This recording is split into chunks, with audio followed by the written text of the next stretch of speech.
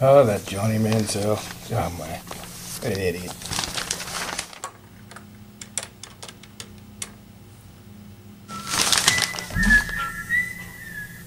Hello?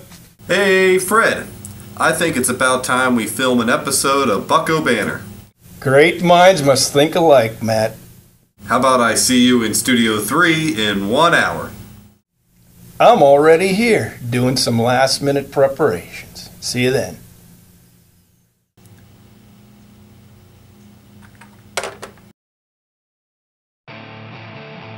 Live from Studio 3, and then heavily edited for content, it's Bucco Banter. Introducing your hosts. Originally from somewhere near Newcastle and now being a good husband and father when he's not running off by himself to PNC Park, it's Fred Rossano. A Pittsburgh Pirates fan since before he was born and still residing in his parents' basement when he's not sleeping in the Pirates clubhouse, it's Matthew Peaslee. Finally, he may look like a piece of plastic on a stick, but he has a life of his own and he's the real expert on Bucco Banter. It's Pirate Panda!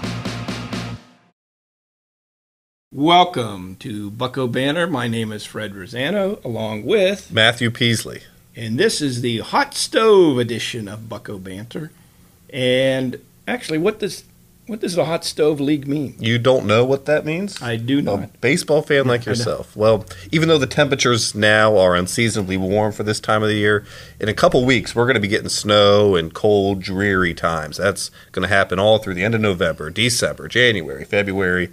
We're going to need something to warm us up. And we, as baseball fans, use it as the baseball talk. We talk about our teams, talk about our players, talk about the hypothetical trades that could happen. Carry us through the cold winter months. Right. We heat up to get ready for spring. That's right. Warms us up to the best words in baseball.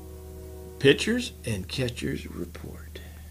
We do have a lot to talk about here. A lot of key ingredients of the Pirates could be in limbo here. And let's see, Neil Walker. Yeah, Pedro Alvarez. What do we do with the starting pitching? Well, and the closing pitching. Yeah.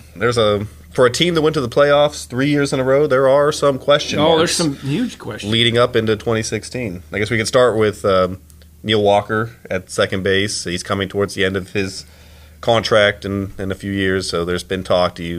This is the last arbitration. Right, and he had to go through that last year also and ended up losing his arbitration case. And do you keep him for one more year? Do you try to trade him and get something back for him? Do you let him walk after the end of next year? So there's some things they have options with him, but I'd like to see Neil Walker in a Pirates uniform as long as we can. I think there's two things going. I think, number one is the injury to Gong prevents a whole lot of movement there, because in case he isn't back until May. You need a starting second baseman.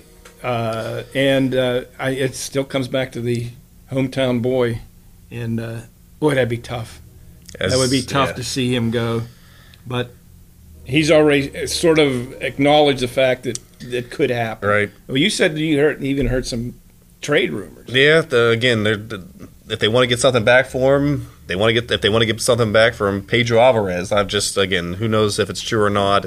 Probably more likely than not. But what if they package Pedro Alvarez and Neil Walker in a trade to get some pieces back? I mean, they would bring back a lot. Whether you want a surefire starting second baseman or somebody better at first, or you want some maybe a nice pitching prospect too. Because it's I don't know, but this is tough because those are two key ingredients. That's two of your starting 8, basically. That's your right side of the infield. Yeah.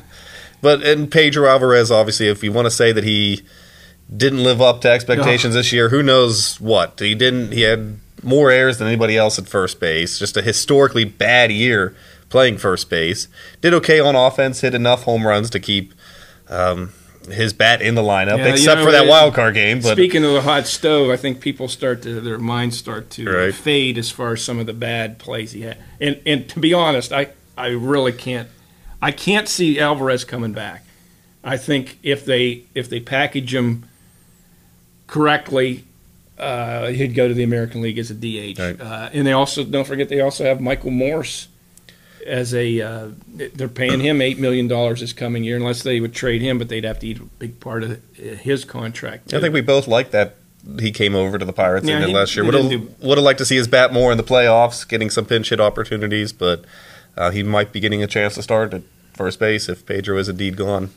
There is talk Josh Bell as the first baseman of the future, but he's probably going to start the year along with Tyler Glasnow down in I guess AAA. He hasn't been fielding too good at first. I mean, we're talking first base here. It's not a major switch to like a shortstop it's first base. As guys get older, they usually go to first. Now, there are great fielding first basemen, but Can Jonathan Rossano play first base?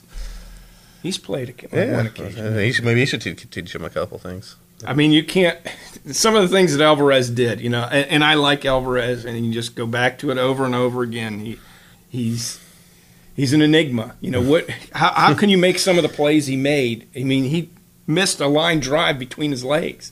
Yeah, he had a couple nice diving stops here and there, but you never. Yeah. If he gets a ground ball at first base, gets a double play, it's going to go over the second baseman's head. Warning! He doesn't know where that ball's going.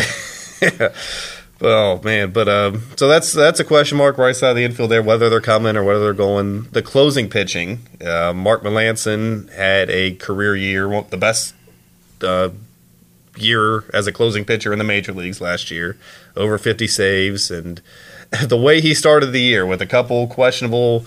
They said his velocity was down. Yeah, but man, did he turn it around? And he really wasn't in too much trouble early on, but he had a couple miscues in his first 3 appearances, but man, he was solid the rest of the year. So that begs the question, do we trade him while he's hot? Boy. It's worked in the past for the Pirates. The Pirates are not Huntington and the pretty much front office and the coaching staff are under the belief that these guys are hit and miss. Yeah. They could be great one year. Very rarely do you have like a Mariano Rivera, those types, or Chapman that just dominate year after year after year. They're going to have a down year. Now, he's had 2 very, very good years in a row. I don't know. It's a tough decision, but you got Tony Watson. Yeah, and this is what the Braves did with Kimbrel last year, too. It was kind of a surprise. Wow, they traded their the Braves top closer. They've done a lot of bizarre trades. Right. They traded him to the Padres. So this isn't out of the question, but we're always confident with Tony Watson there in the 7th or 8th inning. I'm perfectly fine with giving him the ball in the 9th. I remember discussing this earlier on one of the other Bucco Banters of after Melancon did poorly after first couple of weeks there. That offsets everything else, and unless you're going into it knowing full well that Melancon has been traded and he's not going to be there. You got to have Tony Watson as the 9th. Then you got to back it up with who comes in the innings before that. And they're going to have to piece together some of the bullpen, too, because they're losing Joaquim Soria. I think they're losing Joe Blanton, who might retire. Yeah, who was solid when they acquired him. And they acquired Guido Knudsen. Did you see that guy? Yes, Guido Knudsen. Don't even go there. Who knows? The way they've turned pitchers around. He held the record. Did you know this? Who's that? He was the only pitcher since 1914, I think it was, that in the first 5 his first 5 appearances gave up home runs. Wow. How about how they come up with those stats, I don't know. But somebody's there thinking about it. But old Guido might need a little work there. But one, I guess our main positive, or the surefire thing for the Pirates next year is the outfield. You still got McCutchen in center, Marte in left, and Polanco in right field. McCutchen's coming off his 4th straight Silver Slugger award for the best hitting center fielder, and Starling Marte, well-deserved Gold Glove in left field. I think you might see Polanco turn into the Starling Marte, who from a couple years ago, slowly getting comfortable there and really excelling year after year now, a little bit more each year. But yeah, that's solid. Again, the infield is Cervelli. Who they might lock him down for a few more years too. He's going to be 30 years old, still in the prime of his career. Then might like to see him back for 2 or 3, 4 more years. You got Chris Stewart too. What do you do with him? Yeah. But you're going to probably start out with Harrison at 3rd, Mercer at short.